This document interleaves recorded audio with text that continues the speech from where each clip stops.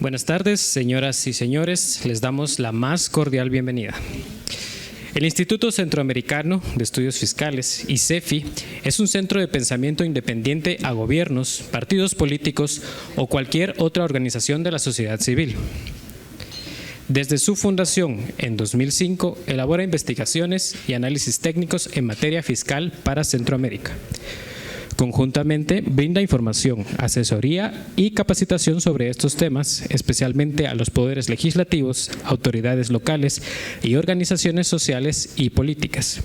Con una visión integral y de largo plazo, el ICEFI promueve la discusión y reflexión de los temas fiscales para buscar consensos y acuerdos que contribuyan a la edificación de sociedades y estados equitativos, democráticos y prósperos. Hoy presentaremos el análisis Una medición de la evasión del ISR en Guatemala, la importancia de los escudos fiscales, coordinado por Abelardo Medina Bermejo, economista senior del área de análisis macrofiscal del Instituto.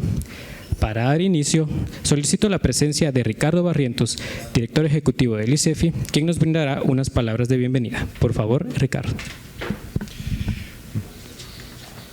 Muchísimas gracias, muy buenas tardes, buen provecho, sean bienvenidas todas y todos. El ICEFI está muy contento, muy complacido que estamos presentando el segundo de una serie larga de estudios técnicos en materia tributaria. Y en esta ocasión, pues quiero poner un poco de contexto en la actual coyuntura política y social de Guatemala. Nos está abrumando la situación de las dificultades por las que está ocurriendo el proceso de transición. En Guatemala, pues prácticamente podemos decir que afortunadamente nada catastrófico ha pasado. Los resultados electorales siguen vigentes. La fecha para el cambio de autoridades superiores del Poder Ejecutivo, el cambio de legislatura en el Congreso de la República, el cambio de las corporaciones municipales, sigue estando el 14 de enero. El presidente Alejandro Yamatei no ha cambiado de postura y dice que va a entregar el poder esa fecha. Sin embargo, pues hay una serie de eventos, le estamos poniendo más atención a lo que publican ciertas cuentas anónimas en redes sociales, en X o en Twitter, como se llame ahora, y de alguna manera pareciera que la coyuntura política no deja espacio para los temas sustantivos, para las discusiones de fondo, para los temas estructurales. Este esfuerzo que estamos haciendo en el ICEFI, tratamos de que esto no sea así, pese a las circunstancias, y eso no quiere decir minimizar la importancia de los temas coyunturales, no es minimizar la situación crítica en temas políticos y sociales. Pero nosotros siempre, había un eslogan que decía, este no es un buen momento para hablar de impuestos. Nos parece que siempre es un buen momento para hablar de impuestos. ¿Por qué? Porque independientemente de lo que esté pasando allá afuera en las calles, cada mes tenemos que liquidar el IVA, o si estamos en el régimen optativo del impuesto sobre la renta, tenemos que presentar nuestra declaración, o cada año genera la obligación tributaria que debemos liquidar ante la administración tributaria. Así es de que creemos que no es que hayan buenos y malos momentos para hablar de impuestos.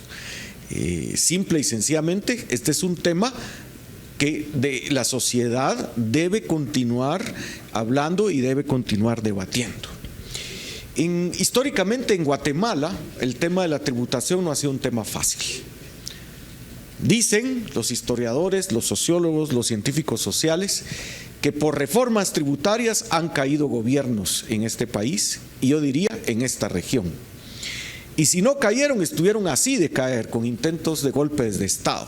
Recuerden, por allá, por el final de la década de 1980, cuando se intentaron reformas tributarias, sí que hubo intentonas golpistas, movilización de Fuerza Armada y etcétera, etcétera, etcétera. No es un tema exclusivo de Guatemala, es un tema muy asiduo en la región Centroamérica y en toda Latinoamérica, pero en Guatemala la historia ha sido particularmente difícil.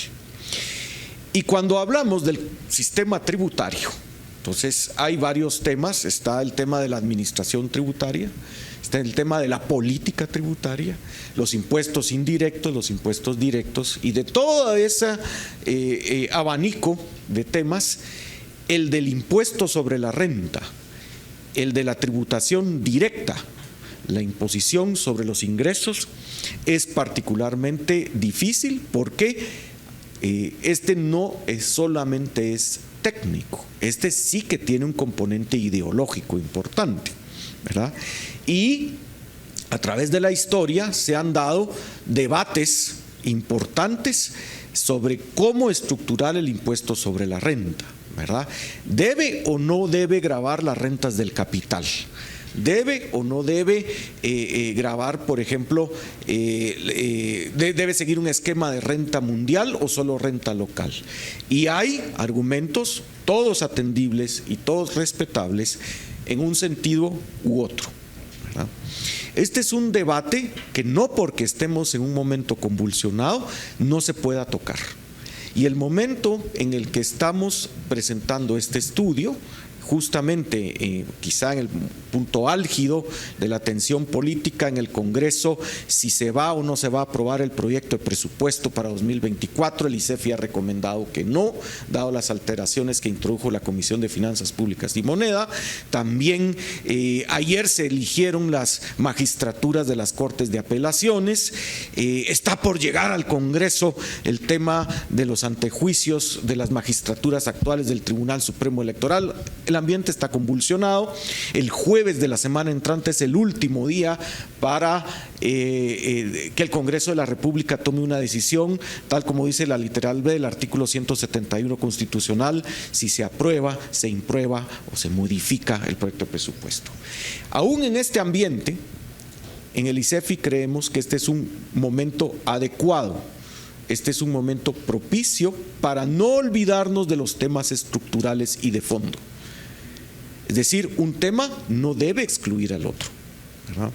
Y por eso es que hoy presentamos nada menos y nada más que un esfuerzo independiente, técnico, les puedo garantizar, por el prestigio, la calidad del trabajo de mi colega, el doctor Abelardo Medina Bermejo, quien hará la presentación, sobre una medición, insisto, con una metodología técnica de cuál es el incumplimiento, cuál es la evasión, el fraude en el impuesto sobre la renta. Y ahí hemos incluido un subtítulo que no es menor, porque también no todo es una cuestión de evasión, digamos, de simple y sencillamente mentir en una declaración de impuestos, sino que también lo que vemos es que la legislación actual introduce distorsiones importantes en la estructura técnica del impuesto, los denominados escudos fiscales. Estas deducciones que son permitidas en la ley, pero que son cuestionables, ¿verdad? Adelanto diciendo que el ICEFI, con esta presentación y este estudio que estamos entregando y publicando el día de hoy, no pretendemos posicionarnos como poseedores de una verdad absoluta, la cual la queremos imponer. Acabo de decir que este es un tema controversial. Este es un tema que admite posicionamientos político-ideológicos diversos. Así es que este es un tema sobre el cual admite discusión y debate legítima, de alto nivel y técnica.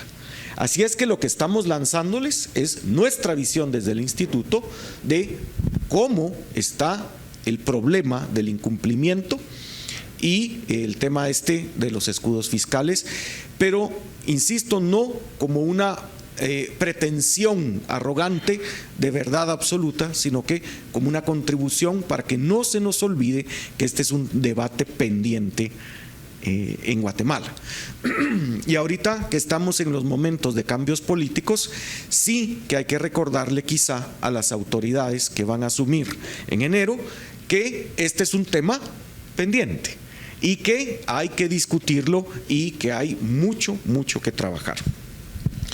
Agradecemos entonces la presencia de varios sectores. Entiendo que aquí nos acompañan, y muchas gracias, representaciones del sector privado empresarial, de la academia, de los centros de pensamiento, pero quiero agradecer muy especialmente la presencia de las autoridades de la Superintendencia de Administración Tributaria. ¿Por qué? Pues ni modo, es que son la entidad que por mandato legal tiene que lidiar con el problema del cumplimiento tributario, por delegación, según el mandato constitucional, del Poder Ejecutivo. Así es que lo que vamos a discutir hoy ciertamente toca la fibra medular del quehacer de la administración tributaria. Además del servicio al contribuyente, pues, y proteger a los contribuyentes honestos, cumplidos, puntuales en sus obligaciones tributarias, pues es un hecho, y los datos así lo van a mostrar, que en Guatemala ha existido y persiste un problema de incumplimiento del impuesto sobre la renta. La pregunta es: ¿qué tan grande es? ¿Es grande o es pequeño? Comparado con nuestros vecinos, somos el peor, somos el menos peor. ¿Cómo nos comparamos y cuál ha sido la tendencia? ¿La situación tiende a empeorar o tiende a mejorar? Esas son las preguntas que este estudio también apuesta a plantear y a responder. Finalmente, como parte del agradecimiento de su presencia y especialmente de las autoridades de la administración tributaria, el estudio también no solo critica, no solo señala, no solo hace un recuento de en dónde están los números, sino que además nos lanzamos, con todo respeto, por supuesto, a plantear recomendaciones. Y es que ahí también pasamos a digamos, del debate cognitivo, digamos, a la acción. Supongamos que el nuevo gobierno en enero quisiera, digamos, no impulsar una reforma tributaria que vaya a mover tasas, pero quizá sí mejorar los indicadores que tienen que ver con la productividad de la recaudación del impuesto. Entonces es bueno empezar a discutir y claramente identificar los temas de desacuerdo con otros sectores, pero lo más importante, aquellos temas en los que ojalá hubiese áreas comunes, áreas de acuerdo. Y para la administración tributaria, pues hemos intentado que nuestras recomendaciones sean lo más concretas, lo más cerca del proceso de toma de decisiones que eventualmente podría tener. Pero bueno, ya hablé bastante. Reitero, buenas tardes, buen provecho, bienvenidos, y dejo la palabra a mi estimado colega, el doctor Abelardo Medina, para la presentación. Abelardo. Muy buenas tardes, amigas y amigos. Déjenme recordarles que cuando se suscribieron los acuerdos de paz, ya hace bastantes años aquí en Guatemala, una de las condiciones que se establecía es que debía mejorar la carga tributaria. Posteriormente se hizo un esfuerzo muy importante para tratar de establecer cuáles eran los pasos que había que seguir para cumplir con algo que se llamó un pacto fiscal, ¿se recuerdan?, para el desarrollo de nuestro país. Y dentro de esos pasos que había que dar para cumplir con la atención a este pacto fiscal, habían una serie de compromisos que las diferentes instituciones públicas y privadas también debían atender. Uno de los compromisos que estaba en ese acuerdo era simplemente que todos los años tenía que existir una medición del gasto tributario que había en el país y una medición del incumplimiento tributario en el impuesto sobre la renta, en el impuesto al valor agregado, y una cuantificación de la pérdida o renuncia fiscal asociada al contrabando o a la defraudación aduanera. Durante muchos años, y lo sé por experiencia, la administración tributaria tomó esa responsabilidad tratando de establecer cuál era la cuantificación científica de lo que se renunciaba por aspectos mencionados, tanto por la evasión del IVA como por el incumplimiento por materia de contrabando, como por la renuncia del impuesto sobre la renta. pero ahí es donde vienen los aspectos políticos. En primer lugar, la administración tributaria se abrogó esa responsabilidad porque un grupo, voy a decirlo de esa forma y con respeto de mis colegas actuales de la SAT, un grupo de patojos bien entusiasmados querían hacer la cuantificación. Y pusimos en práctica muchas de las mediciones siguiendo metodologías internacionales aprobadas y tuvimos la oportunidad de consultar personalmente con muchos de aquellos que sí saben hacer este tipo de mediciones a nivel internacional. Y me recuerdo haber platicado con Luis Villela internacionalmente o con Michel Jorrat en Chile para conocer cuáles eran las metodologías que ellos seguían. Obviamente no era tan factible hacer las cuantificaciones en Guatemala, primero porque carecíamos de la información, porque las bases de datos de la SAT en ese momento todavía no tenían ese nivel de profundidad que permitieran hacer las mediciones. Pero si ustedes, bueno, ahorita no las van a encontrar lamentablemente, pero si hubieran tenido acceso en ese momento, se van a dar cuenta que la medición del gasto tributario en Guatemala se empezó a hacer en el año 2001, que la medición del incumplimiento del IVA se empezó a hacer justo también en el año 2001 y la del impuesto sobre la renta también. Pero uno se pregunta qué pasó con la medición del contrabando y la medición del impuesto sobre la renta a partir de ciertos momentos. Y ustedes se van a dar cuenta que al periodo 2004 a 2012 desapareció la medición del impuesto sobre la renta y a partir de 2012 desapareció la medición del contrabando. Por supuesto, en la actualidad y como consecuencia de una especie de recomposición que está siguiendo la administración tributaria, aparece en forma sistemática la medición cuestionable en algunos elementos que nosotros lo hemos platicado, de la metodología que se puede seguir para la medición del incumplimiento del IVA. No hay todavía una medición del sacrificio o la renuncia fiscal asociada al contrabando y la defraudación aduanera, ni siquiera por una metodología de espejo, que es básicamente la más sencilla que se utiliza internacionalmente, y tampoco hay una actualización del incumplimiento tributario del impuesto sobre la renta a partir de 2017. Aquí el punto es que la SAT sí empezó a hacerlo otra vez, pero lo primero que nos tendríamos que preguntar antes de avanzar es si es la SAT la responsable de hacer esa medición. No, señores. ¿Por qué? Porque básicamente lo que establece nuestra legislación es que el responsable de la productividad y la eficiencia y la rentabilidad de cada uno de los impuestos en el país es el Ministerio de Hacienda. En este caso el Ministerio de Finanzas Públicas. Es decir, quien debiera estar haciendo estas evaluaciones para verificar si el sistema tributario, si el impuesto sobre la renta, si el IVA, si las leyes tributarias, aduaneras en general están funcionando bien, debiera ser el Ministerio de Finanzas Públicas. Lamentablemente no se hace y lamentablemente hoy creo que no tenemos presencia de los colegas de finanzas, pero ya lo hemos comentado en alguna oportunidad. Y entonces sucede una cosa muy graciosa, y eso lo digo nuevamente por experiencia, que llega el momento cuando se van a establecer metas de recaudación y solo le dicen a la SAT, pues mira, vas a aumentar tanto por recaudación porque vas a reducir la evasión. ¿Y hasta dónde es posible reducir la evasión? ¿Hasta dónde es posible? Lo que hemos notado nosotros históricamente es que el comportamiento de la recuperación tributaria tiene un margen asintótico que llega hasta cierto nivel. Más allá no se puede. Y aquí no me van a dejar mentir, colegas de fiscalización de la administración tributaria, que a la mayor parte de contribuyentes cuando se les visita no se les encuentra nada. Todo es legal. Y entonces uno se dice, bueno, son los de la administración tributaria los que no saben hacer sus auditorías, o es que la legislación está hecha específicamente para evitar ese tipo de situaciones o para crear esquemas y andamiajes de planificación fiscal que permiten que efectivamente no se paguen los impuestos. Hace un par de meses nosotros hicimos la presentación de un estudio previo que servía como sombría para lo que estamos trabajando actualmente y al que le llamábamos el marco tributario de mediano plazo, en donde hacíamos una estimación de cuál era el valor esperado de la recaudación que tendríamos en condiciones normales en Guatemala de aquí hasta el año 2030. Y lo dijimos que aun cuando la SAT le ponga muchas ganas, la recaudación sí va a mejorar, pero muy poco.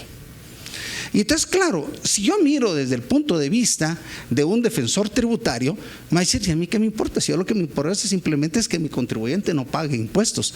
Pero si lo miro desde el punto de vista de la política fiscal, y vuelvo a lo que yo mencioné en su momento, la visión real del tributarista tiene tres diferentes dimensiones: la defensa del contribuyente, la posición de la administración tributaria y la posición de política tributaria. Entonces, uno debe hacer visión o debe tener visión sobre las tres diferentes posiciones. Entonces, si yo platico con un defensor de los derechos del contribuyente, no, pues sí, va a tener su posición. Y si yo platico con los colegas de la SAT, también, ¿verdad? Entonces, ¿cuál es el punto? Que nosotros lo que tenemos que aprender es a tener la capacidad de diferenciar cuál es el punto de referencia. Ahora, aquí la pregunta sería, ¿y hasta dónde como guatemaltecos nos interesa que rinda un tributo? Miren, si a nosotros nos interesa que el impuesto sobre la renta hoy en Guatemala tenga el rendimiento que tiene y sea uno de los más bajos del mundo, perfecto, yo estoy contento. Mejor si no me cobran, ¿verdad? Pero ¿es lo correcto para el país?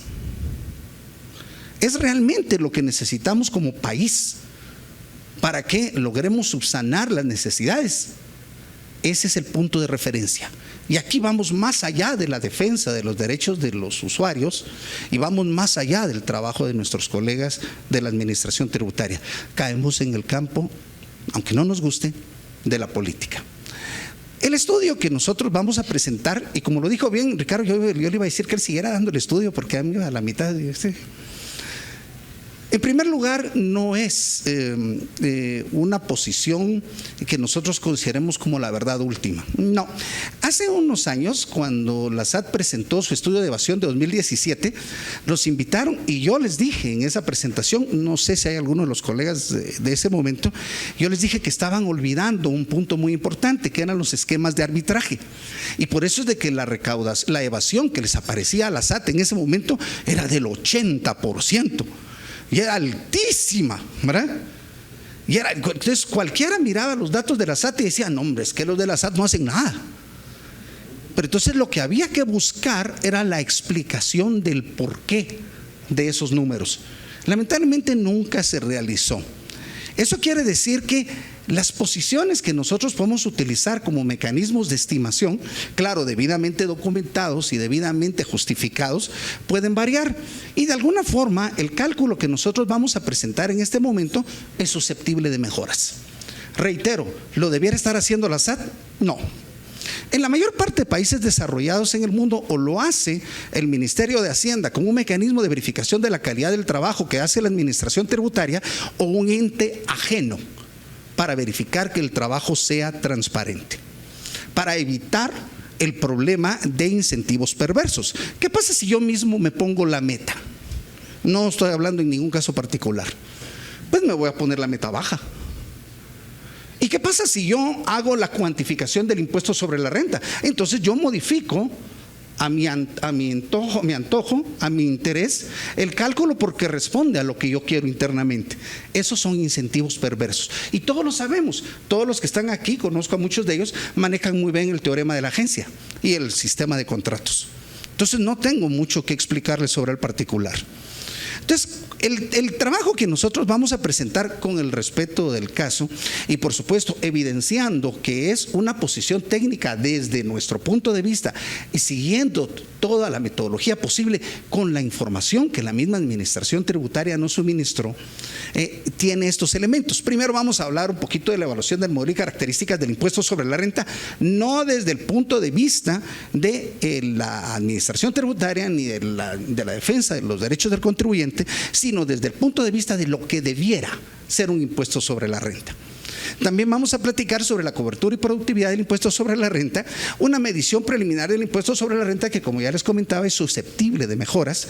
Por supuesto, haremos una estimación de los escudos fiscales y este es un tema muy interesante porque todos sabemos, sobre todo los colegas que están aquí y que saben mucho sobre la temática, que normalmente cuando un empresario hace una inversión, lo que hace es una cuantificación del rendimiento y el riesgo esperado y sabe que muchos de esos riesgos están asociados al negocio.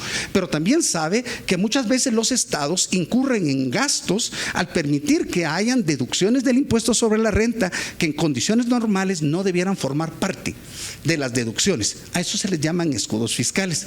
Uno puede adoptar la visión del empresario y cuantificar cuál es el valor esperado de las ganancias que el empresario va a tener como consecuencia de la incorporación de esos escudos fiscales. Eso no lo voy a hacer yo aquí. ¿Se puede hacer? Sí, sí se puede.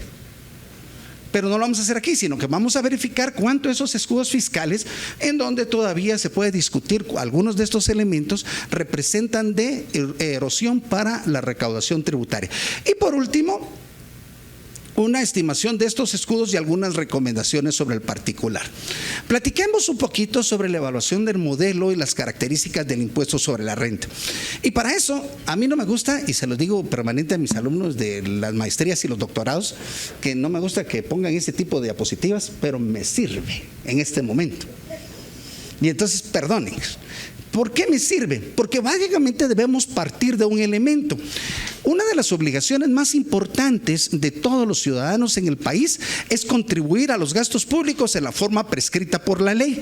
Y aunque lamentablemente, como lo vamos a reiterar en varias oportunidades, no hay una política tributaria en el país, y de hecho no hay política fiscal en el país.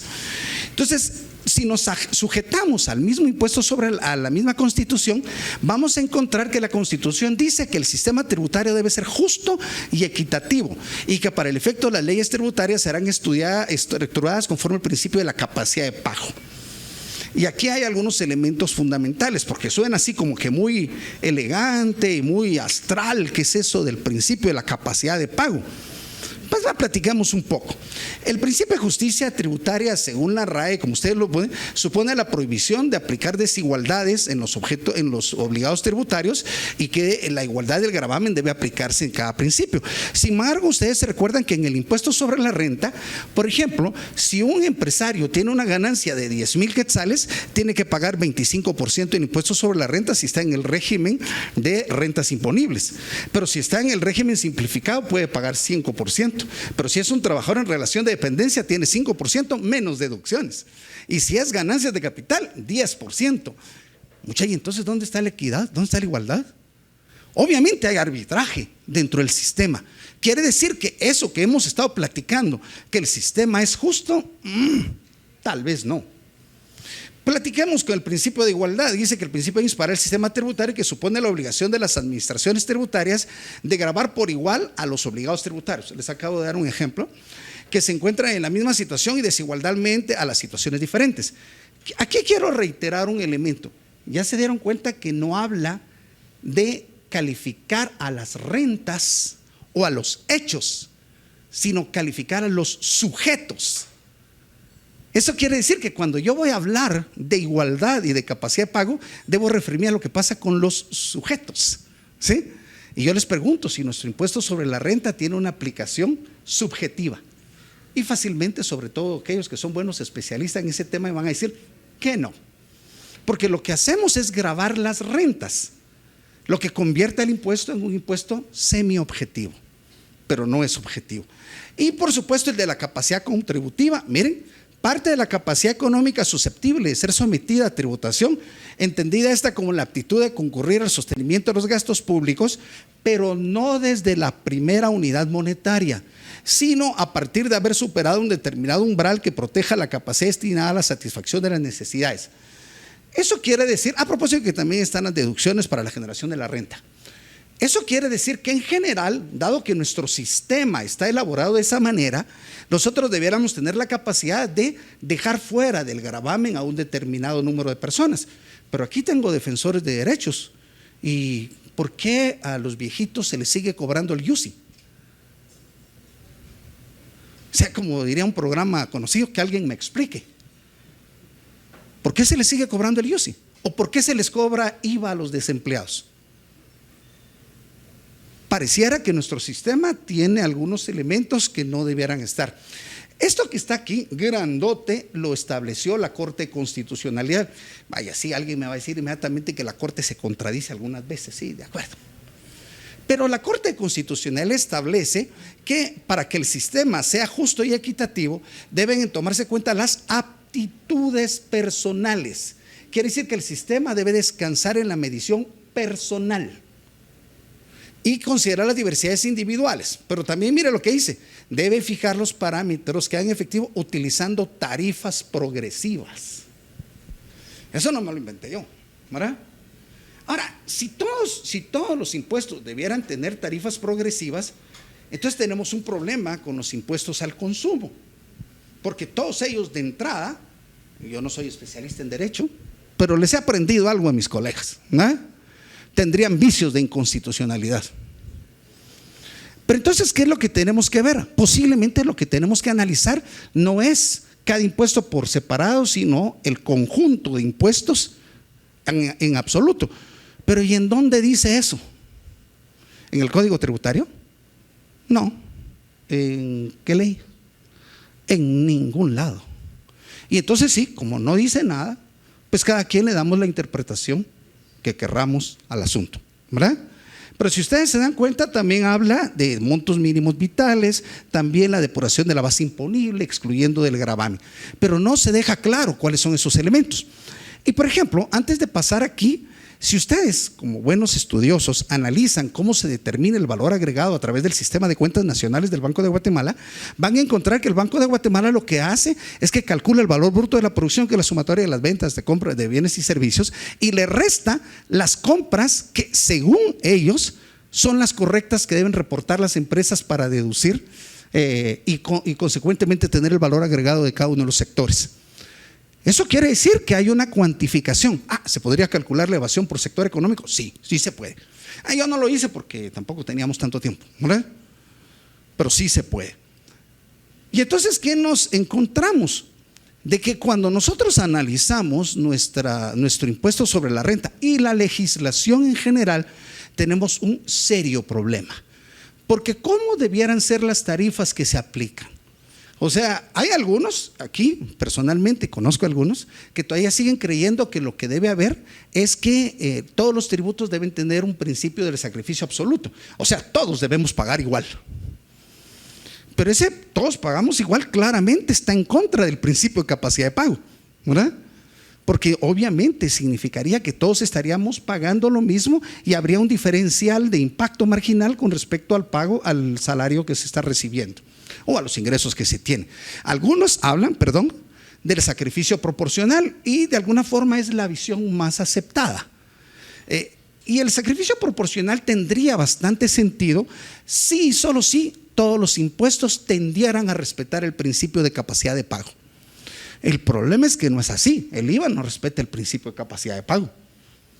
El impuesto a la distribución de petróleo, que a muchos les gusta porque pagamos todos igual, tampoco respeta el principio de capacidad de pago. Y otros. Y eso quiere decir que si bien es cierto, es funcional y a muchos nos gusta, quiere decir que el impuesto sobre la renta debiera funcionar en términos de la equivalencia del sacrificio marginal.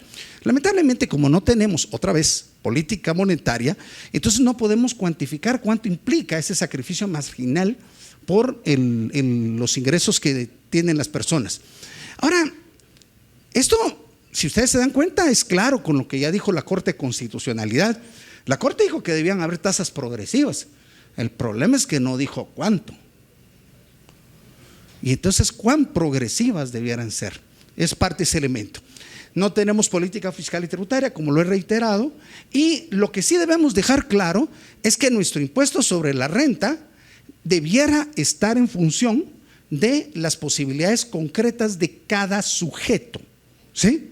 No de las operaciones que realiza. Y entonces, obviamente, la forma como está establecido el impuesto sobre la renta claramente no respeta las condiciones de un impuesto sobre la renta estándar internacional. A priori y en forma individual, todos los impuestos al consumo no respetan las características de la Constitución. Y ya les decía, pero si lo tomamos en conjunto, ¿qué tan progresivo debiera ser el impuesto sobre la renta? Por supuesto, hay todavía otros elementos que no voy a utilizar porque si no se me va el tiempo solo en eso. Yo le decía a Ricardo que solo en la discusión de la temática, esta teórica me podía pasar como 3 días, ¿verdad? Pero no lo voy a hacer. Entonces, por ejemplo, y para la capacidad de pago, ¿qué mido? ¿O qué utilizo como referencia? ¿La renta o la riqueza?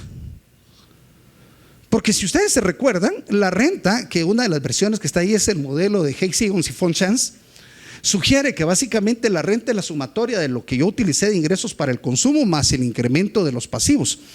Por supuesto que este es muy útil, sobre todo cuando uno adquiere deudas, porque entonces el incremento de pasivos se puede volver negativo.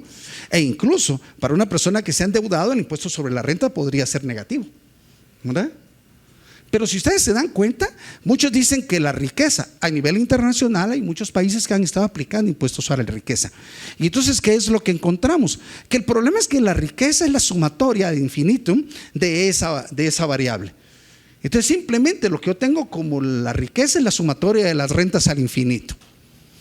En términos generales, y para no alargarme más en esto, la condición deseada del impuesto a nivel internacional nos dice que el tratamiento deberá ser de renta mundial. En Guatemala es renta territorial.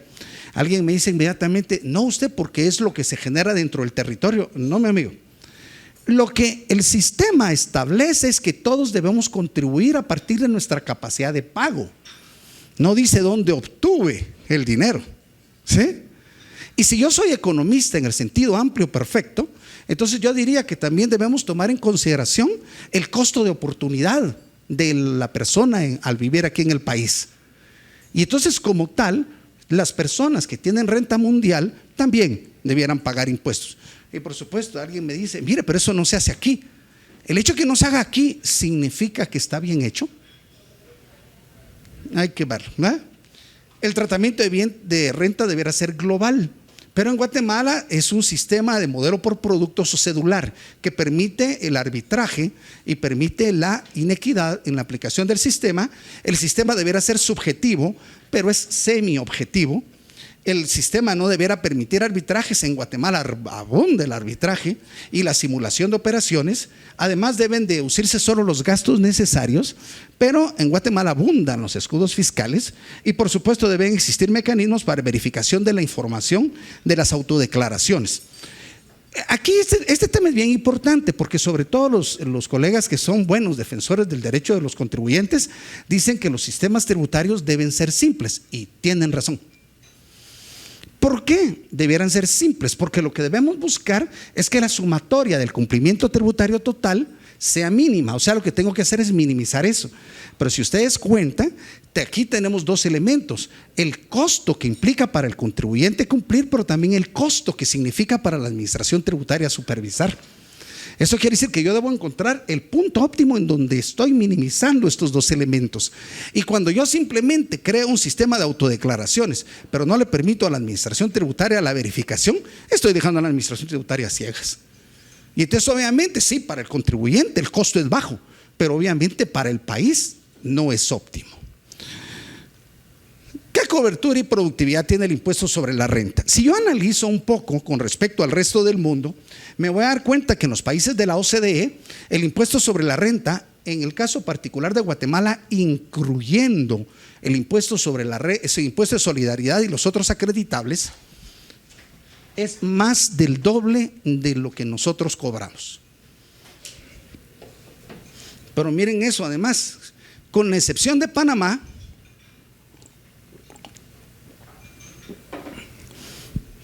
Guatemala es el que menos cobra impuestos sobre la renta. Y todavía ustedes han escuchado que hay colegas que dicen que hay que eliminar el impuesto sobre la renta. ¿Y sería factible? Bueno, sí, entonces cambiamos la Constitución para que ya no diga que se debe respetar el principio de capacidad de pago, ¿eh? Cambiámosla y entonces le podemos hacer la lucha a ese nuevo sistema. Ahora, si ustedes se dan cuenta, todos los países, incluyendo dos muy cercanos, El Salvador y Nicaragua, con tasas relativamente similares, no son iguales al del impuesto sobre la renta. En Guatemala cobran casi el doble del impuesto sobre la renta. Y entonces uno se pregunta, ¿por qué? ¿Qué hacen ellos? ¿Será que la administración tributaria salvadoreña, como está ahí nuestro colega Bukele, hace milagros y convence a todo el mundo y llega a Miss Universo para convencerlos de que paguen? No, pues no. Si nosotros nos damos cuenta sobre la trayectoria en términos del Producto Interno Bruto, hace unos días salió un funcionario público, no voy a decir quién para que no digan de que estoy hablando mal de nadie, ¿verdad?, diciendo que la tributación en Guatemala se había incrementado 33% en los últimos 4 años. Sí, cómo no. ¿Cuál es el error? ¿Cuál es el error que él cometió? Es un error de principiante. ¿Por qué? Porque el análisis de política tributaria y fiscal se hace en términos del Producto Interno Bruto, en términos reales. En términos nominales no se debe hacer, a menos que yo esté analizando el saldo de caja, que es diferente. Entonces ustedes se van a dar cuenta que Guatemala, su impuesto sobre la renta es relativamente estable, pero miren lo que es interesante, solo tiene saltos. Miren, está aquí estable, salta aquí, después está estable, salta aquí, estable, salta, otro salto y otro salto.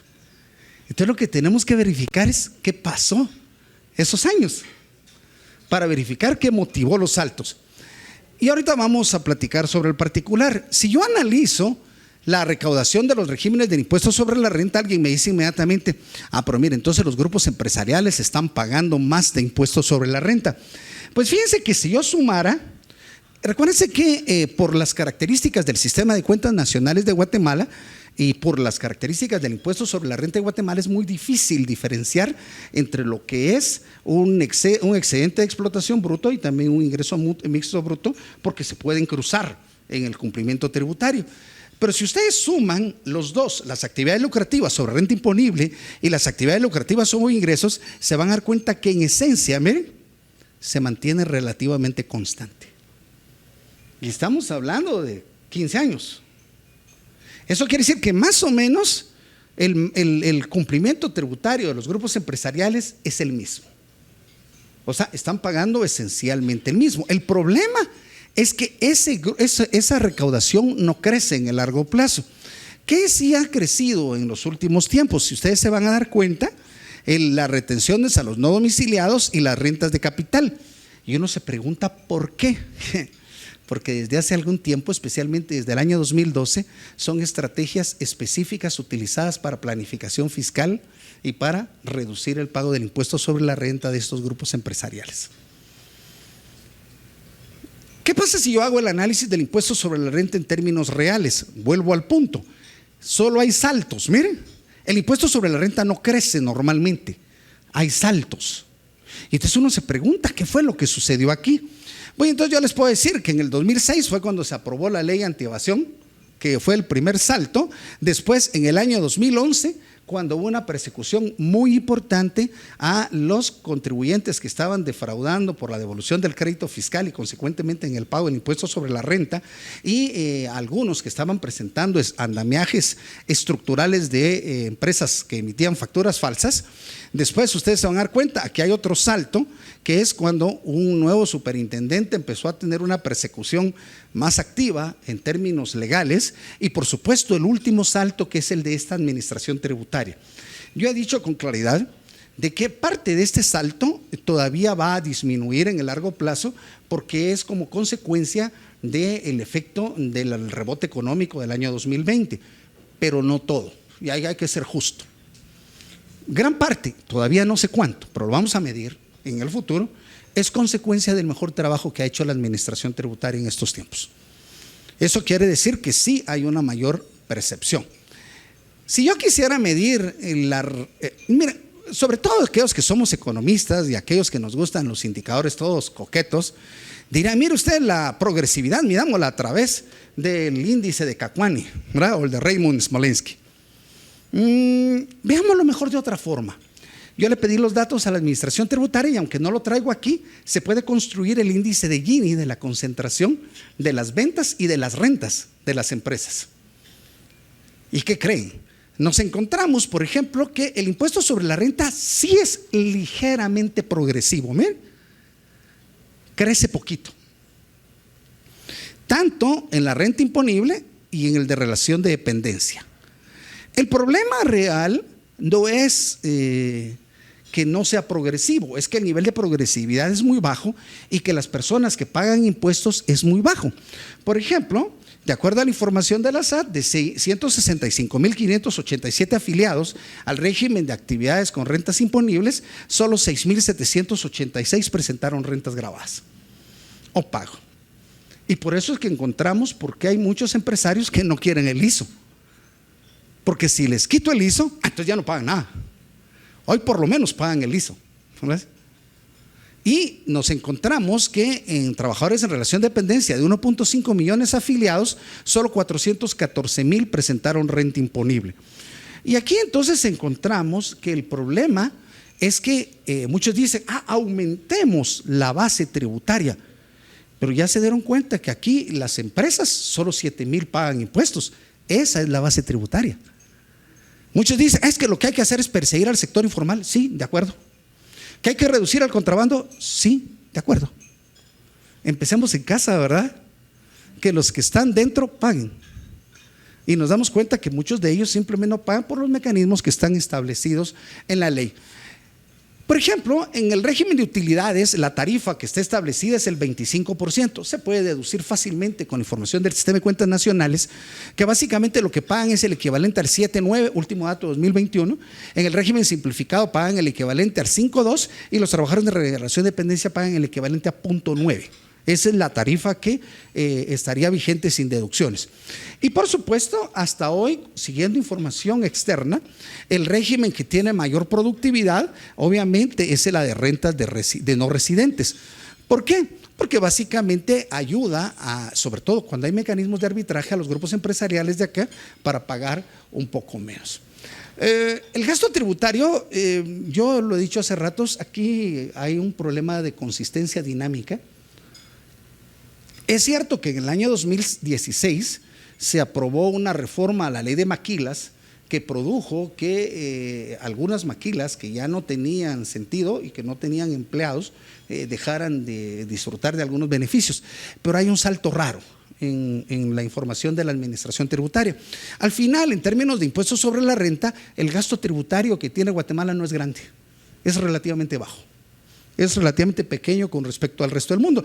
Y ya, como les digo, a mí no me gusta decirle, poner este tipo de cosas, si yo regalo a mis alumnos, pero en este caso sí me sirve, ¿verdad? Y ustedes van a encontrar, miren quiénes han cambiado.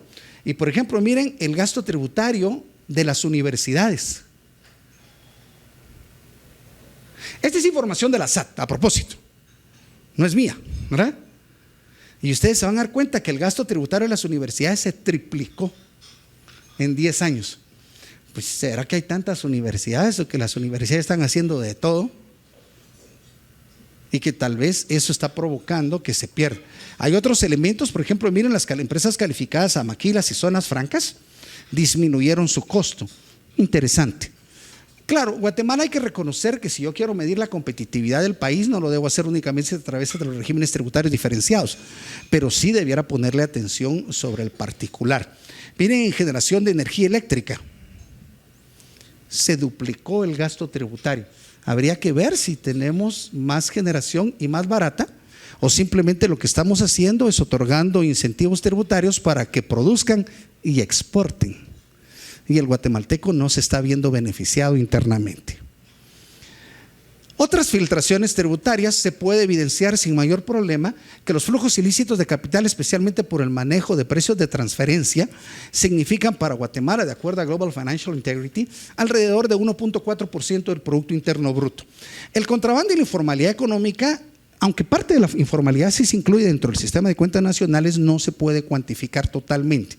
Porque allí, con los datos que tengo, pues ¿se puede cuantificar el contrabando? Sí, pero es un trabajo específico. Por supuesto, también hay una pérdida por lo que se llaman las rentas no gravadas o los componentes no tributables, y dentro de ella el principal componente no tributable es la exclusión de las rentas no territoriales, que cada vez han sido más crecientes en el país.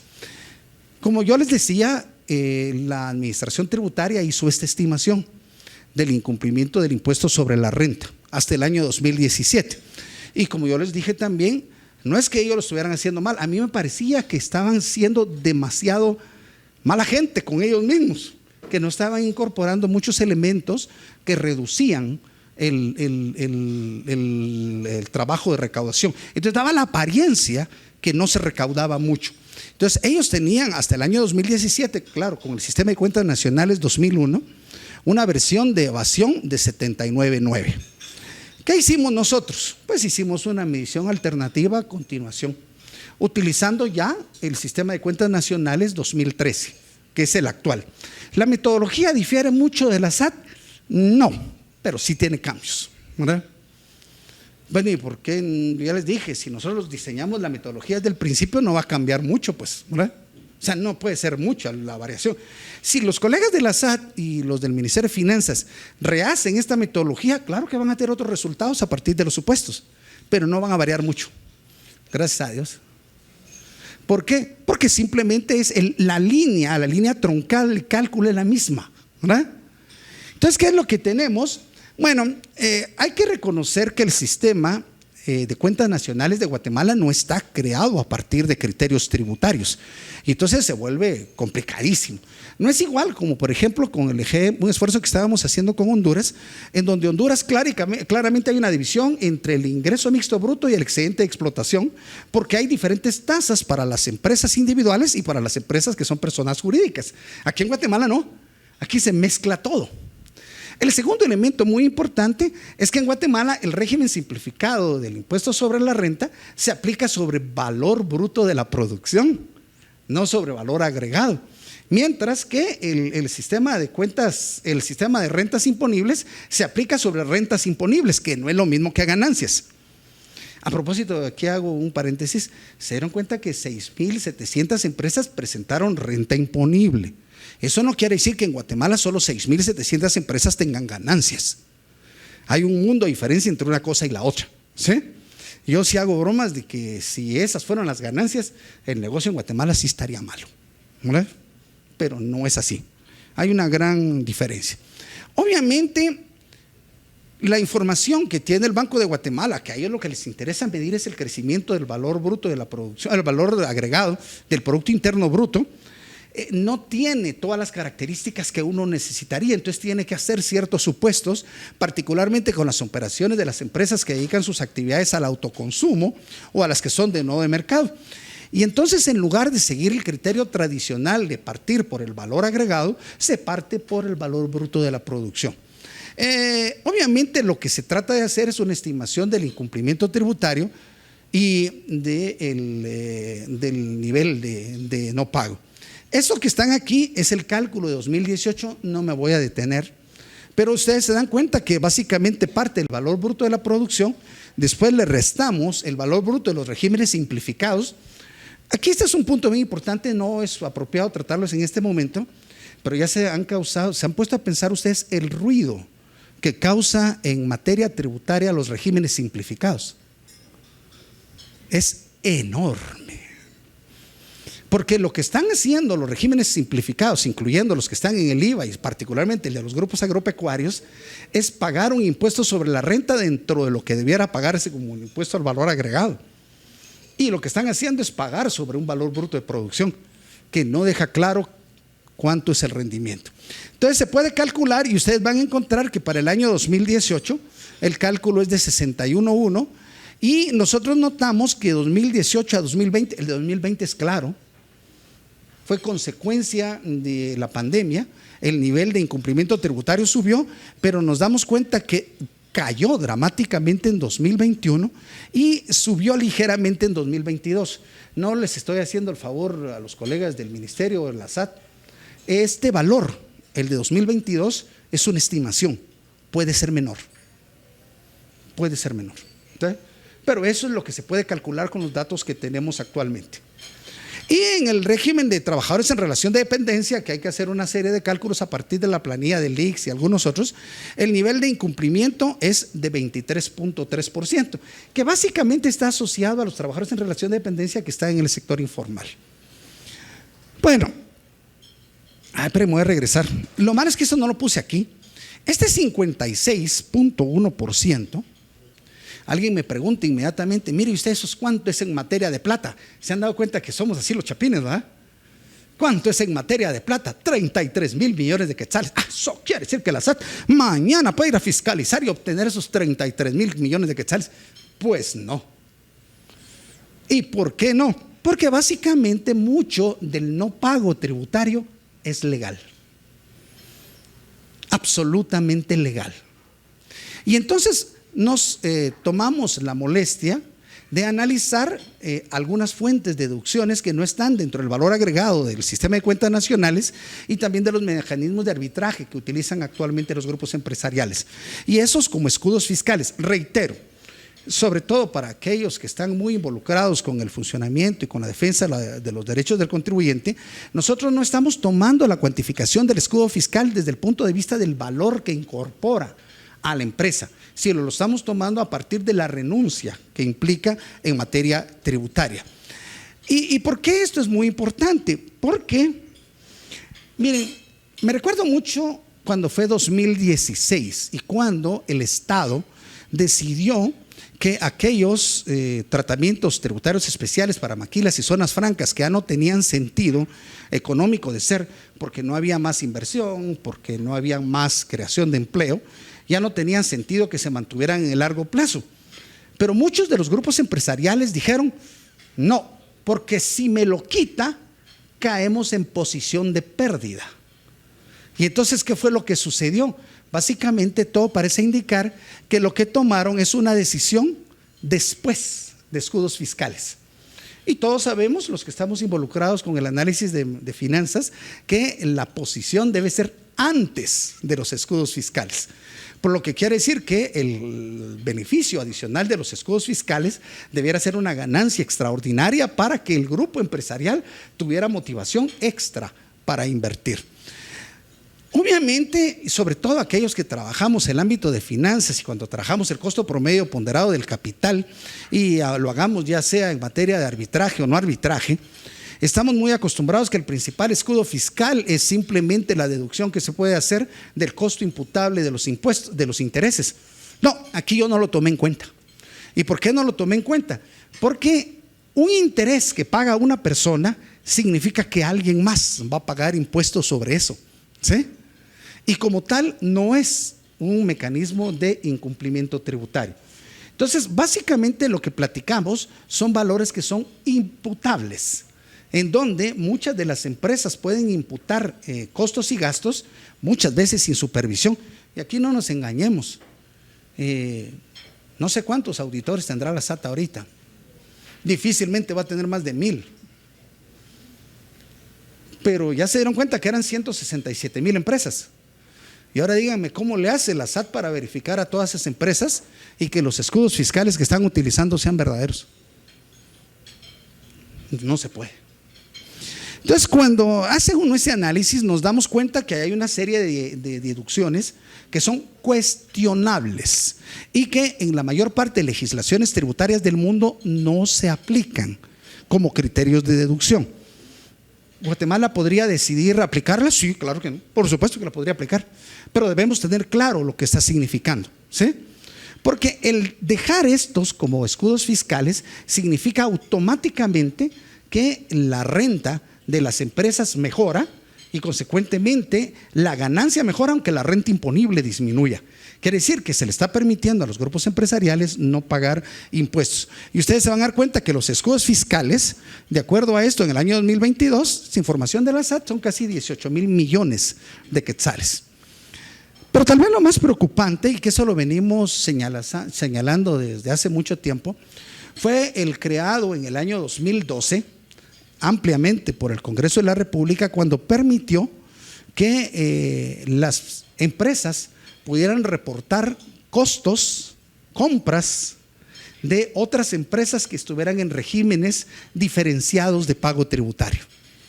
Y eso lo que provocó fue un mecanismo enorme de arbitraje. Al extremo, me consta, porque yo le comentaba a mis colegas de la SAT que recientemente terminamos de diseñar el doctorado en gestión tributaria de la universidad. Platicamos permanentemente con los grupos y una de las recomendaciones que hacen los consultores tributarios es: mire, ¿y por qué esa empresa que le da servicios de limpieza y porque le da servicios de mensajería, por qué no le externaliza? Que ellos paguen el 5 y usted se ahorra el 25. ¿Es legal? No, pues sí.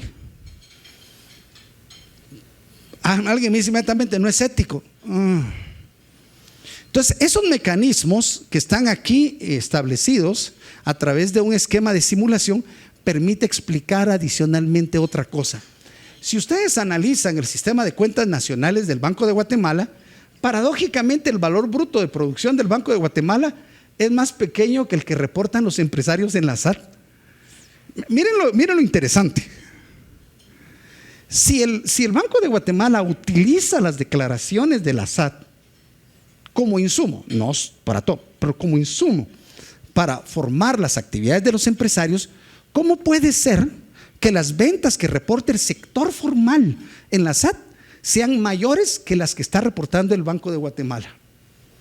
Es fácil, porque el Banco de Guatemala no toma en consideración estos mecanismos de arbitraje, sino que los fusiona. Y entonces simplemente ustedes se dan cuenta que la creación de mecanismos de fusión tiene un efecto neto sobre el valor agregado de cero. O sea, no afecta el crecimiento económico. Yo no voy a decir que el Banco de Guatemala está reportando mal el crecimiento económico, está bien. Entonces simplemente al incorporar el valor bruto de la producción, lo que obtenemos es una disminución en el pago del impuesto sobre la renta. Es relativamente fácil. Por ejemplo, si aquí yo tengo una empresa que tiene ventas por 1 millón y tiene costos de 700 más 40,000 de estas 4 empresas, de estos 4 servicios periféricos, entonces lo que tendría que pagar impuestos sobre la renta en el sistema de renta imponible serían 65,000. Pero si los externalizo y si además le incremento, resulta que ya solo va a pagar 45. Aunque estos pagaron impuestos sobre la renta por separado, simplemente el impuesto sobre la renta disminuyó, completamente legal. ¿Cuánto significa eso? Pues básicamente asumiendo de que la mayor parte del exceso del valor bruto de la producción es consecuencia de este mecanismo de andamiaje arbitrario, simplemente implicaría entre 2.9 y 3.9 del Producto Interno Bruto y explicaría prácticamente 2/3 del incumplimiento tributario. Y explica por qué la SAT, cuando llega a hacer auditorías, muchas veces no encuentra nada. Porque cuando llegan, pues no. ¿Y qué les van a pedir? Está todo legal. Bien, ¿qué nos deja esto? Entonces básicamente nos damos cuenta que el incumplimiento puro, digámoslo así, el duro, es alrededor del 20% del impuesto sobre la renta. Pero hay 36% de ese no pago que es derivado de mecanismos de arbitraje, por supuesto 8 puntos del gasto tributario y se recauda 36. Bueno, ¿qué encontramos? Y vamos terminando como esto, que los escudos fiscales tienen un costo fiscal en los últimos años entre 3.6 y 4.7. Ahora, intuitivamente, antes de entrar con la conclusión, alguien me pregunta qué es lo que hay que hacer. ¿Hay que aumentar las tasas? No, hay que eliminar eso y ya. ¿Cuáles recomendaciones nosotros realizamos? Simple. No les voy a mentir, yo no voy a hacer análisis de política porque ahí está mi colega Ricardo, que está muy involucrado en los temas de coyuntura. Yo he estado trabajando más en estructura en estos últimos tiempos, pero me sorprendió cuando los grupos electos dijeron que no tienen pensado hacer ninguna reforma tributaria. Y yo estoy de acuerdo, estoy de acuerdísimo, que no hay que cambiar las tasas. ¿Para qué? Pero sí hay que hacer una reforma tributaria para corregir todas las cosas que están mal, ¿sí? Y una de ellas es estos mecanismos de arbitraje. Y entonces, ¿qué es lo que habría que hacer? En primer lugar, reformar la ley del impuesto sobre la renta para eliminar los mecanismos de arbitraje. Y por supuesto, discutir, ¿sí?, las deducciones al impuesto sobre la renta para demostrar que efectivamente sean pertinentes. Y si no son pertinentes, evaluar si el Estado las quiere absorber, porque a lo mejor el Estado las quiere absorber, ¿sí? Y entonces dejarlas como están.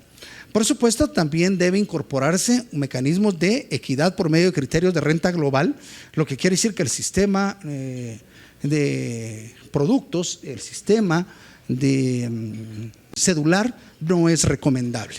Y por supuesto hay que considerar algunos otros elementos que quedan fuera, como los servicios de streaming. Obviamente hay que garantizar la incorporación de criterios de renta mundial y el acceso a la administración tributaria de la información bancaria para cumplir con los aspectos de tributación internacional. Y por último, el plan estratégico de la SAT sí debe incorporar los elementos de la reducción del incumplimiento. Pero eso debe ser calculado por el MINFIN o por un ente ajeno, no por la SAT, por lo que ya platicamos de la posibilidad de incentivos perversos. Todos nos sacamos del riesgo moral sobre el particular. Y por supuesto hay que incorporar una estrategia nacional, no a partir de la SAT, de combate al contrabando y de formalización económica. Gracias. Yo, porque es que nadie se quiere animar a hablarles. No, primero que todo, un agradecimiento y una felicitación porque en todo país abordar los diferentes temas de fondo, como bien lo decía ingeniero, lo decía doctor, no necesariamente puede o no ser la mejor metodología, pero es una metodología. Y en función de eso podemos entrar a discutir y eso creo genera valor para todas las partes y los que hacemos análisis también en específico.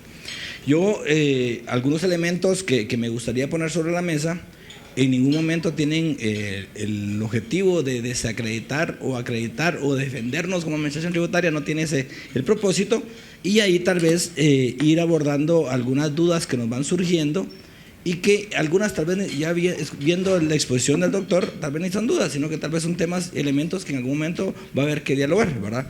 Y que no necesariamente es con la SAT, sino que por supuesto de los diferentes actores, y uno de ellos es el rector de la política fiscal en Guatemala, que es el Ministerio de Finanzas.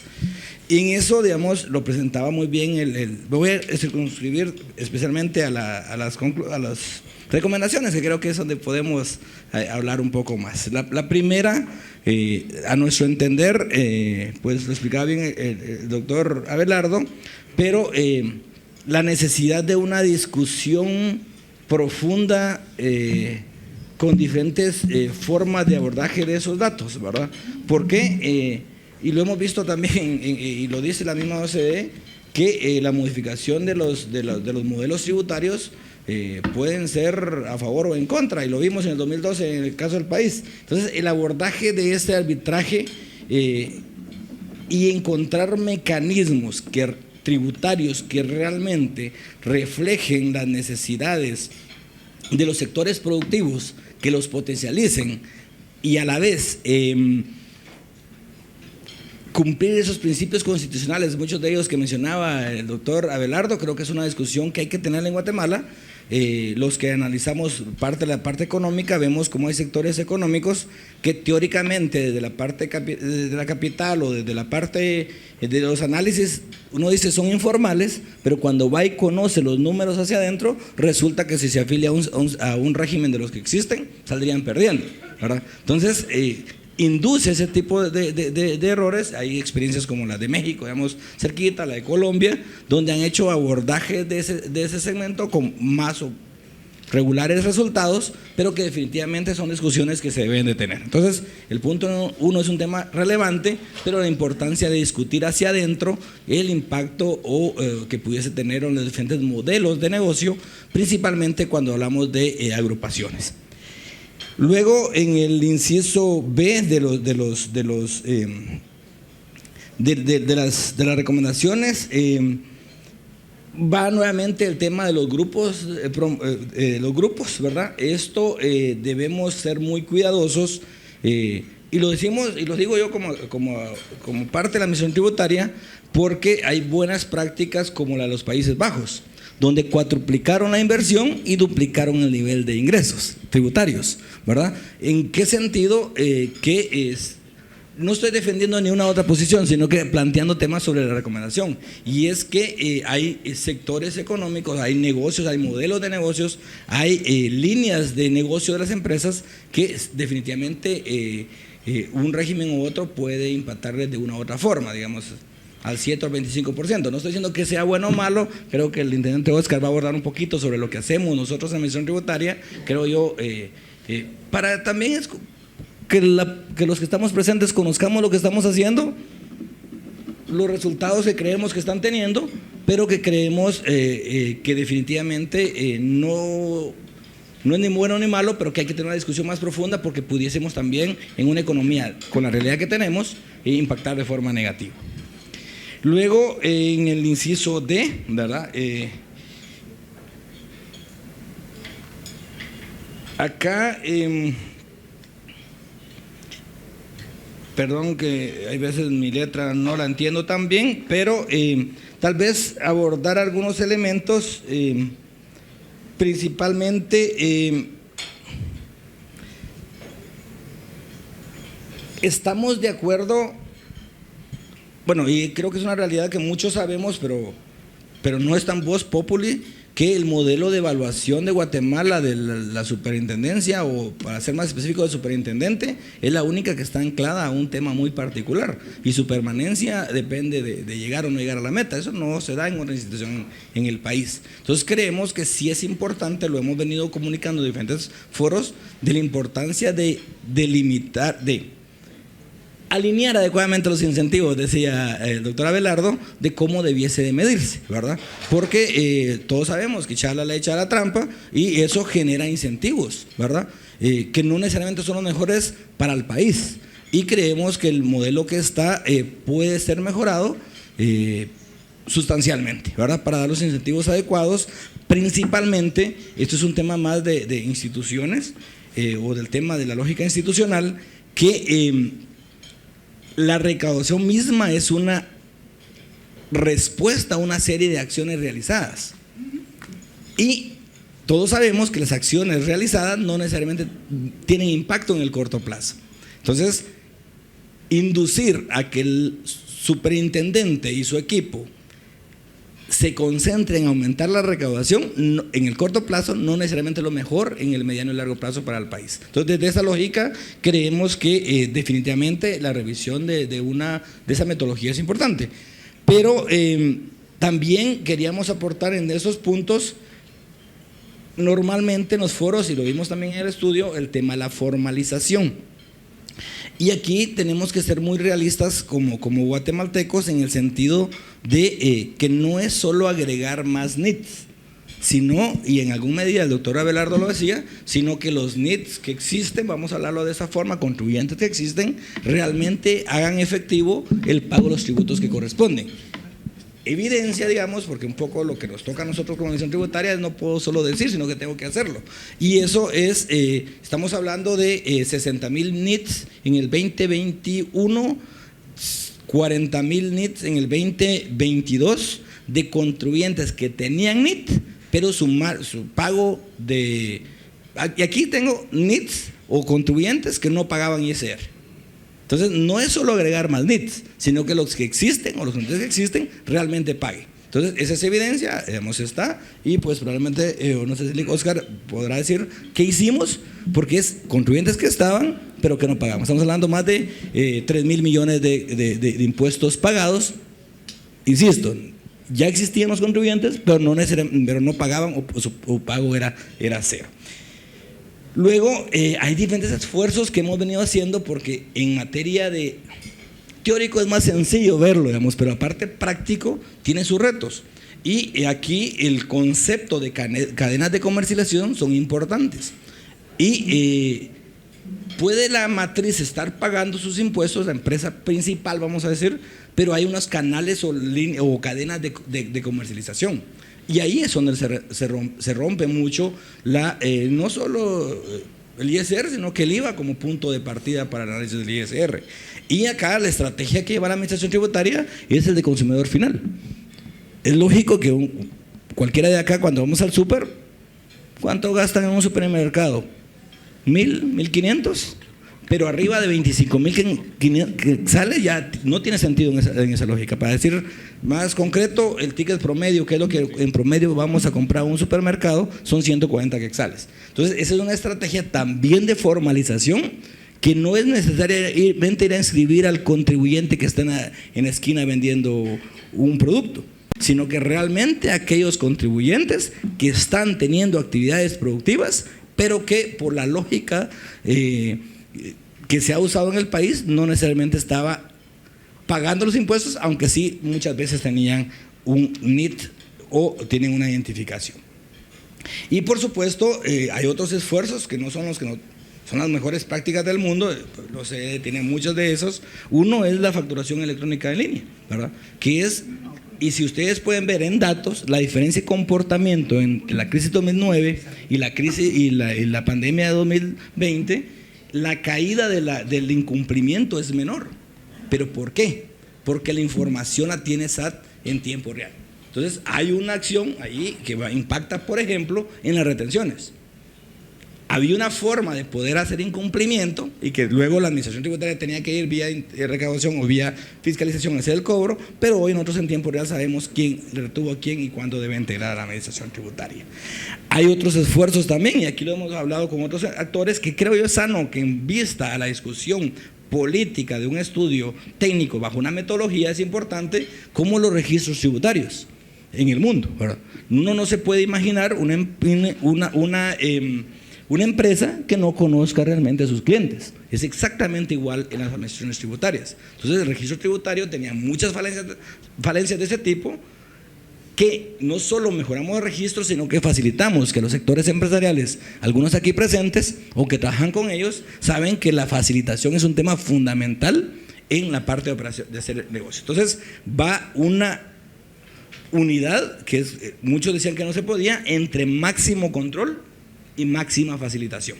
Entonces ese es el esfuerzo que se va haciendo en buenas prácticas y que definitivamente va a impactar en lo que decía el doctor Abelardo, en mejor data para poder hacer de una mejor forma las mediciones, porque la información es más precisa. Y para ir ya terminando,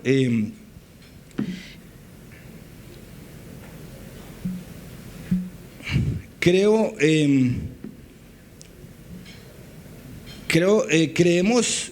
como equipo que podemos criticar, y agradezco al doctor Abelardo por también reconocer que ese cambio, y lo vemos en la gráfica del salto de los últimos 2 años históricos en materia de, pues lo veíamos de cumpliendo el impuesto del ISR, pero al final es en todos los impuestos, está vinculado directamente a acciones que hace la administración tributaria.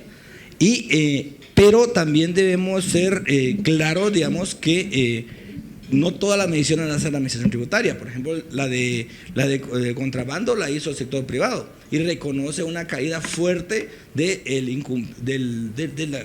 contrabando como tal. ¿Por qué?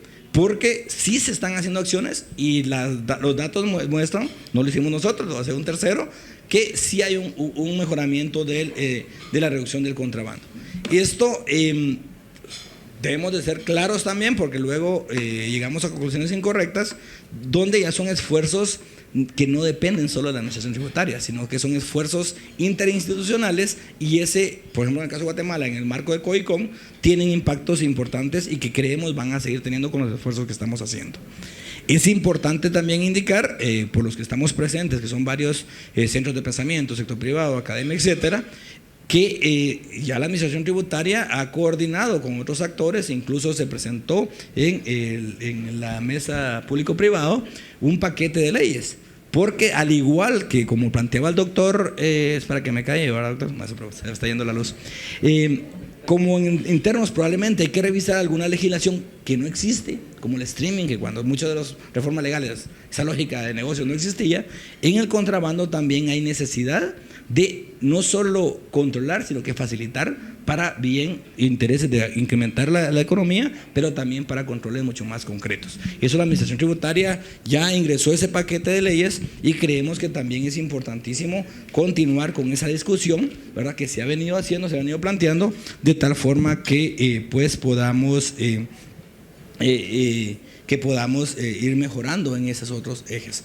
Recordemos que en el caso de Guatemala es de las pocas o de los países que tienen unido impuestos internos con comercio. Entonces eso da ciertas ventajas de manejo de información, pero también da otros retos en la parte administrativa. Yo con eso dejaría agradeciendo realmente el hecho de poner sobre la mesa estas discusiones. A nosotros como equipo que nos toca, que por ley hacer las evaluaciones, porque la ley es la que mandata que tengamos que hacer las evaluaciones, entendemos y como economista entiendo perfectamente la potencial incentivos perversos, pero también parte de nuestra responsabilidad y la ética es ser lo más preciso en esos temas y por eso es que hemos invitado y cuando estamos discutiendo la metodología de ISR a los diferentes actores para centros de pensamiento académicos para que nos den su feedback, porque sí tenemos y aquí me acompaña el licenciado Steve Mejía, que dirige el departamento de estudios, que no pretendemos ni criticar, por eso están bienvenidos estos estudios, sino que realmente fortalecer, dar datos que fortalezcan la discusión basada en evidencia y no solo en percepciones. Sabemos, y con eso sí termino, que hay datos que hay poco, en Guatemala aún hay retos importantes de acceso a la información. Cuando vemos la región vemos que no estamos tan mal, ¿verdad? Pero sí vale la pena que los actores presentes sepan que nosotros para el año 2025 tenemos en POA, lo hemos ido trabajando los últimos 2 años, ya un despliegue de Open Data para análisis profundos de la academia, de los centros de pensamiento, porque creemos que podemos contribuir a ese análisis de información y que pueda mejorar, como por ejemplo los cumplimientos o las disminuciones de los incumplimientos cuando corresponda. Muchas gracias. Gracias. Solo para informar a nuestra audiencia, si puedes identificarte con tu nombre y tu gracias. cargo, por favor. Sí. Muchas gracias, Fernando Suriano. Actualmente soy el intendente de recaudación y tenemos en la administración tributaria bajo nuestro cargo la parte de estudios tributarios. Es un tema que está bajo el marco de la ley, es decir, está estipulado en la ley y a partir de eso pues hemos venido trabajando todo un desarrollo metodológico. Parte de eso venía en la administración tributaria, parte de eso se está trabajando. Estudios, por ejemplo, del contrabando, en la región nadie los hace, ¿verdad? La metodología de espejo es una que se hace, que se está integrando y pues que esperamos que con estudios como estos, los otros centros de pensamiento, vayamos fortaleciendo realmente y poniendo sobre la mesa conocimiento que pueda ser de utilidad, sobre todo para los tomadores de decisión a nivel de política, que pues mucho de eso debe pasar por ese espacio. Muchas gracias. No sé si tenemos comentarios sobre lo que nos dice el licenciado Suriano, si no, procedemos a ver las preguntas. Bueno, esencialmente no.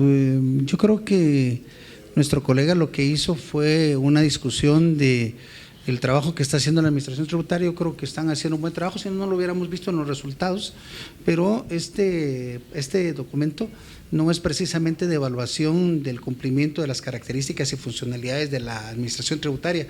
Si Dios nos lo permite, ese sí lo vamos a hacer como en marzo, abril del otro año. Y de anticipadamente, como estamos en comunicación, ustedes pueden saber que les vamos a pedir alguna información para las evaluaciones, pero estamos seguros de que hay mejoras, no lo estamos discutiendo, ¿verdad? Gracias. Bueno, Abelardo, preguntan, vamos a ver si entiendo bien la pregunta. ¿Ayudará que en Guatemala, en la legislación, se establezca un mínimo de carga tributaria tal como está legislado en El Salvador? En El Salvador no está legislado que haya un mínimo de carga tributaria. Lo que existe en algunos países es el pago de impuestos mínimos, como es aquí el impuesto de solidaridad. Yo siempre he dicho, y lo decía bien nuestro colega de la SAT hace un momento, que debemos estar muy claros de qué es lo que queremos en el país. Si nosotros lo que queremos es un país en donde los sistemas empresariales paguen pocos impuestos, teóricamente porque van a invertir más, hagámoslo, pero tenemos que saber de dónde vamos a sacar la plata para las necesidades, para tener las necesidades de los guatemaltecos. El punto es de que lo que debemos buscar es que cada una de las personas que vivimos en este territorio paguemos lo que es justo, lo que la ley ha estado dispuesto, sin aprovecharse de ventajas extraordinarias, excepcionales por el manejo de interpretación de la ley, ¿verdad? Es eso. Yo creo que lo mejor es no establecer cargas tributarias mínimas o máximas, sino simplemente tener reglas claras, simples de comprensión y de fácil aplicación. ¿Se recuerdan lo que platiqué del costo tributario total? Debe ser el mínimo posible. Bien, otra pregunta que yo me anticipo a calificar de compleja. Dice, ¿a qué nos referimos con una estrategia de formalización? Bueno, hay que reconocer, hace muchos años todavía trabajaba yo para la administración tributaria y me acuerdo que cuando se implementó la factura electrónica ya por el año 2010, ¿verdad? Estábamos recordando algunas cosas con los colegas de la SAT. Yo le pedí al área de informática que me diera el detalle de cuáles eran las empresas o las ventas que había hecho la cementera del país, arriba de cierto nivel, para verificar qué es lo que habían hecho con las compras. Y me dieron un listadón, pero era un listado enorme de las personas que le habían comprado cemento a la empresa, pero casi todas eran consumidor final. O sea, la idea de forzar a que el consumidor final fuera identificado no es nueva, eso viene ya desde hace muchos años. Y básicamente el punto es de que nosotros debemos tener la capacidad de identificar quienes forman parte del proceso de producción, comercialización y distribución de todos los entes. Entonces, por ejemplo, cuando hablamos de una estrategia de formalización, por ejemplo, hoy la cervecería, las bebidas gaseosas le venden a cerca de 180,000 tiendas a nivel nacional, pero muchas de ellas no reportan lo que corresponde y algunas de ellas simplemente no reportan. Y entonces pareciera que el sector informal de nosotros es muy grande. Otro elemento es que en las aduanas del país hay muchísimos importadores que importan, pero después no se formaliza la venta en el mercado local. O sea, simplemente entra el producto y solo Dios sabe qué pasó con el producto. Es la estrategia de formalización, va mucho más allá de, como lo decía nuestro colega ahorita, simplemente de que tengan un NIT. Simplemente hay que verificar quiénes tienen hechos económicos y buscar de que efectivamente paguen los impuestos que le corresponden. A eso es a lo que nos referimos con formalización. No solo a que se inscriban, sino a que paguen los impuestos que les corresponden, atendiendo a las actividades que ellos realizan en la economía del país. La siguiente, creo que es otra pregunta con matices políticos y técnicos. Dice, ¿por qué el Estado no aborda en serio el tema de la evasión fiscal y el contrabando? Bueno, miren, este es un poco complicado de explicarlo. Yo como acostumbro decir, este es de esas preguntas como cuando yo estoy en un examen final y un examen de graduación y quiero que mi alumno no se gradúe, ¿verdad? Porque les hago unas preguntas que uno no se puede responder, ¿verdad? Ahora, el punto está, yo no diría en el sentido estricto que el Estado no le interesa el tema de la evasión del impuesto sobre la renta. Como ya les dije, la mayor parte del incumplimiento actual del impuesto sobre la renta no es que no les interesa, es que es legal. O sea, fue armado el impuesto sobre la renta con el propósito que no se pagaran los impuestos. Entonces, lo mismo pasa con el contrabando. Tristemente, muchas de las regiones en donde entra contrabando no documentado, contrabando puro, están administrados por grupos que en el pasado tuvieron vinculación con el sector público. Y entonces lo que estamos hablando simplemente es de intereses privados que están por encima de los intereses públicos. Entonces yo diría que el problema es que mientras el Estado siga teniendo esa prevalencia de intereses privados sobre públicos, vamos a seguir teniendo ese punto de referencia en donde no le entramos en serio al contrabando, a la defraudación. Yo les diría, por ejemplo, recientemente la SAT publicó de que sus acciones de contrabando habían reducido el contrabando en 34 millones. Bueno, esto es bueno, definitivamente es bueno, pero ¿cuánto es lo que se deja de percibir por materia de contrabando? ¿Y cuál es la trayectoria? Cuando lo veamos en el largo plazo, nos vamos a dar cuenta que realmente le están poniendo atención o no. Reitero, yo creo que es simplemente un problema de intereses privados sobre públicos. Y por eso es de que nosotros insistimos que lo primero que hay que hacer es hacer una reforma a este impuesto pensando más en el sector público, en la necesidad de que el Estado tenga recursos y que no se favorezca a determinados grupos, no a todos los grupos empresariales. Yo conozco muchos muy honestos que se favorecen de estos andamiajes de planificación fiscal agresiva, ¿verdad? La siguiente no concreta una pregunta, pero entendería que nos está pidiendo comentarios sobre dos aspectos que están normados en la Ley Orgánica de la Superintendencia de Administración Tributaria. Dice el número 1, que el directorio de la SAT debe calificar la reducción del incumplimiento logrado por la superintendencia. Y segundo, que la SAT tiene la función de asesorar al Ministerio de Finanzas Públicas para la elaboración de reformas. Entonces, me imagino que es un comentario de estas dos normas. Bueno, miren, con lo primero, yo quiero contarles de que aquí me acompaña Ricardo, que nosotros, ya ni me acuerdo ni en qué año fue, cuando nosotros mismos presentamos un grupo de reformas a la Ley Orgánica de la Superintendencia de Administración Tributaria. 2015 fue. Y una de las cosas que nosotros propusimos es que no hubiera directorio. ¿Y ha pasado el tiempo y sigo pensando igual? Sí, sigo pensando igual. El directorio es una figura menos que decorativa, ¿verdad? O sea, no tiene ninguna funcionalidad real. ¿Por qué? Porque si el directorio fuera tan funcional, todo esto que estamos viendo ahorita y lo que decía Fernando hace un rato y las pláticas que teníamos con Oscar, eso no tendría necesidad de estarse discutiendo en un foro como este.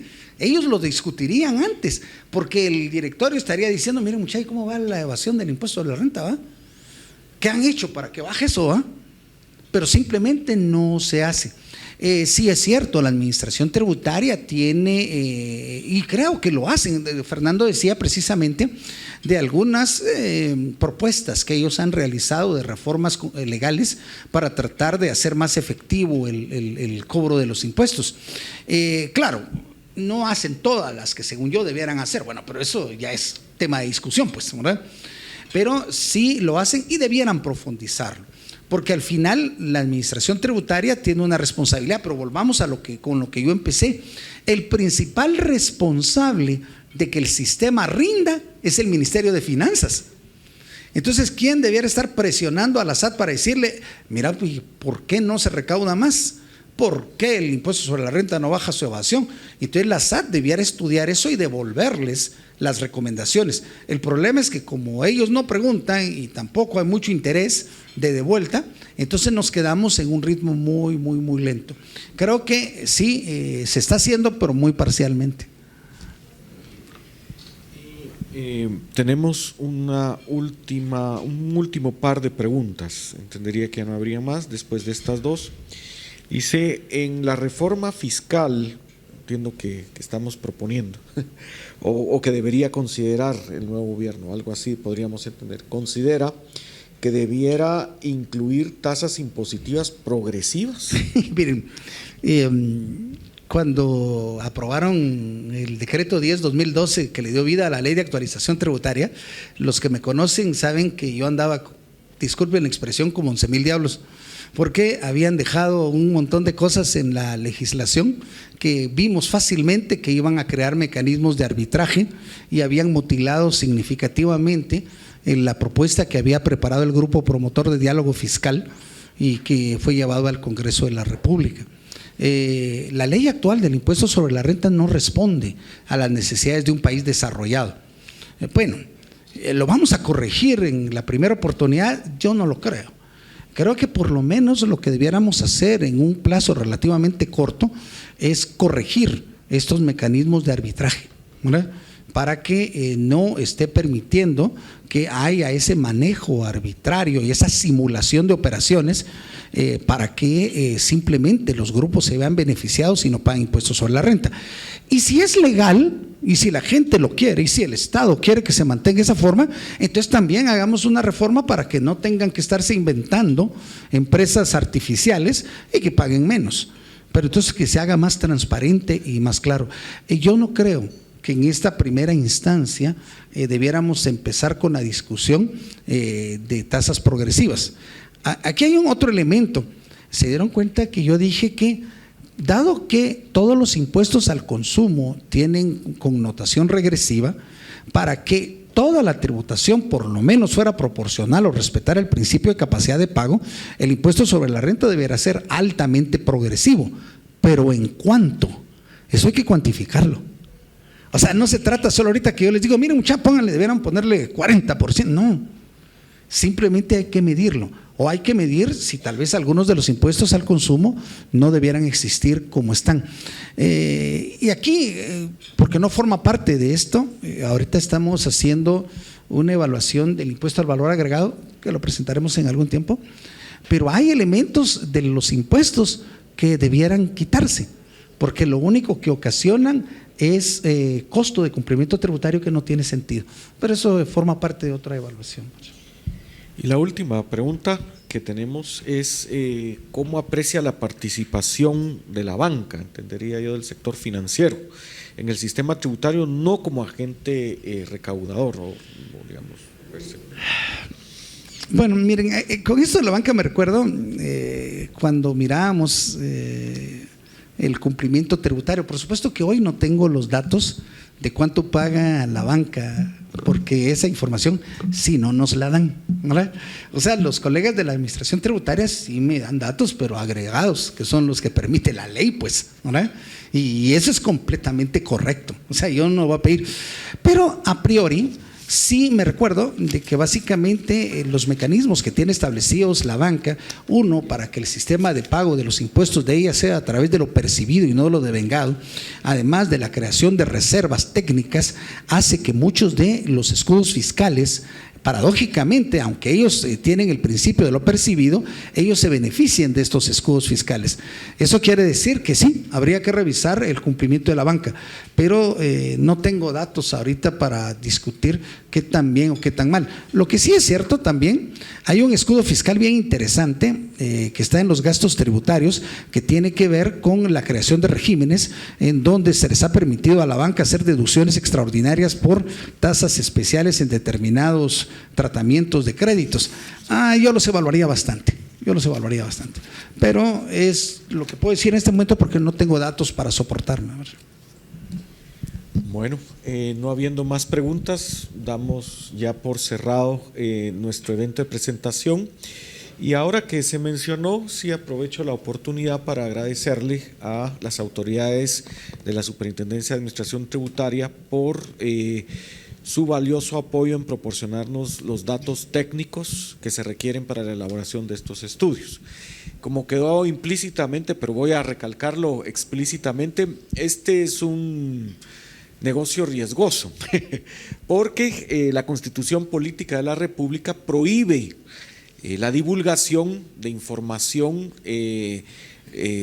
digamos, del pago de impuestos.